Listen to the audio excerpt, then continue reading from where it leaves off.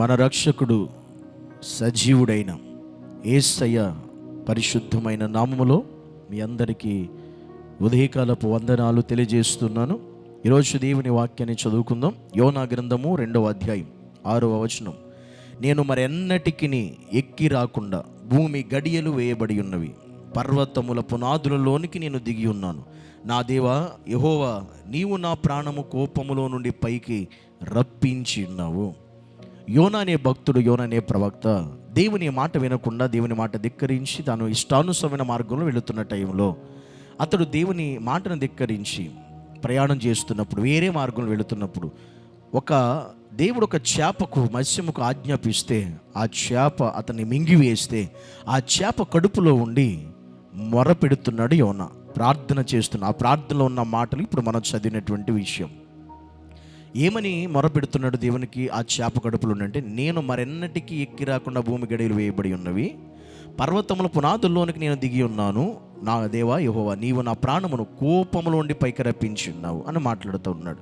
దేవునికి ప్రార్థన చేస్తూ ఉన్నాడు. మీరు జ్ఞాపకం చేసుకోవాల్సిన విషయం ఇక్కడ యోన యొక్క అనుభవం ఏంటంటే, దేవుని నమ్మి రక్షించబడి ఒక భక్తుడిగా జీవిస్తూ మాత్రమే కాకుండా ఒక గొప్ప ప్రవక్తగా ఉంటూ కూడా, అన్నీ తెలిసి కూడా దేవుని మాట వినవలసినప్పుడు వినకుండా, వినవలసిన మాటను వినడం మానేసి అది ఇష్టం లేక వేరే మార్గంలో వెళ్ళిపోవడం కారణాన్ని బట్టి అతడు తన ఇష్టమైన మార్గంలో వెళ్ళిపోవడం బట్టి దేవుడు అతను ఒక పరిస్థితిలో ఇరికించాడు, ఒక పరిస్థితిలో అతన్ని తీసుకెళ్ళిపోయాడు. ఇప్పుడు అక్కడ నుండి యోన ప్రార్థన చేస్తాడు.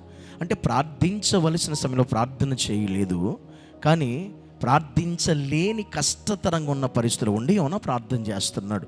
ఈరోజు చాలామంది జీవితాల్లో కూడా అలాగే ఉన్నారు. మనము అనుదినము, ప్రతిరోజు, నిత్యము ప్రార్థన చేయాలి, ప్రార్థించే వారుగా ఉండాలి.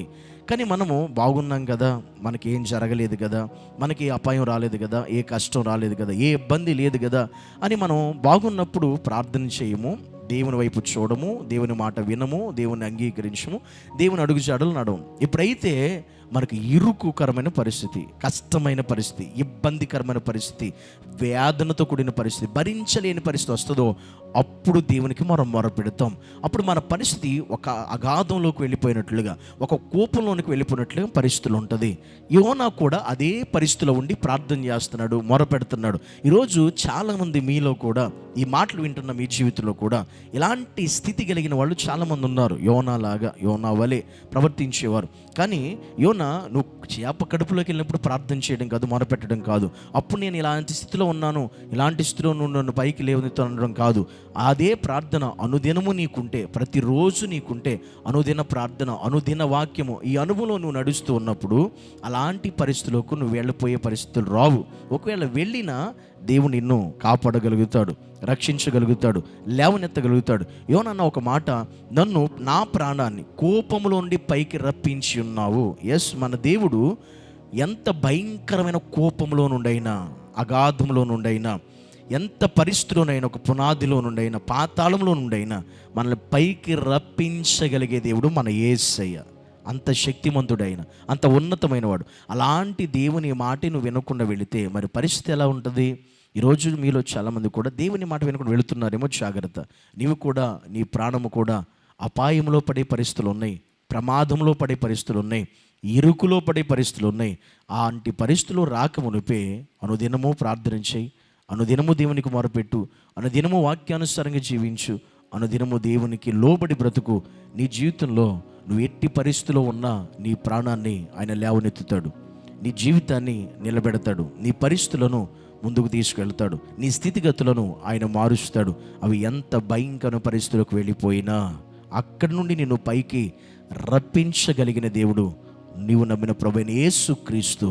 నీ జీవితంలో కూడా నువ్వు ఒకేలా బయటికి రాలేని పరిస్థితిలోకి వెళ్ళిపోయామో, నువ్వు కూడా ఒక అగాధంలో చిక్కుకుపోయావేమో, నువ్వు కూడా ఒక భయంకరమైన పరిస్థితుల్లో చిక్కుకుని బయటికి రాలేని స్థితిగతుల్లో నీవున్నావేమో, దేవుడు నిన్ను ఖచ్చితంగా పైకి రప్పించగలుగుతాడు. కనుక అట్టి దేవుణ్ణి యోనా వలె కొన్నిసార్లు విని కొన్నిసార్లు వినకుండా ఉంటున్నావా? లేదా అనుదినము దేవునికి మొరపెట్టి ప్రార్థన చేసి ఆయన వాక్యాన్ని అనుసరించి నడిచే వ్యక్తిగా నీవు ఉన్నావా? ఒకసారి మనం పరీక్షించుకోవాలి ఈరోజు. కనుక మన దేవుడు ఎట్టి స్థితిలో ఉండైనా పైకి రప్పించగలడు. కనుక మనం ప్రతిరోజు ఆయనకు మొరపెట్టి ప్రార్థించే స్థితి కలిగి ఉందుముగాక. ఆమేన్. మహాపరిశుద్ధుడా యేసయ్యా, నీ కొందనాలు.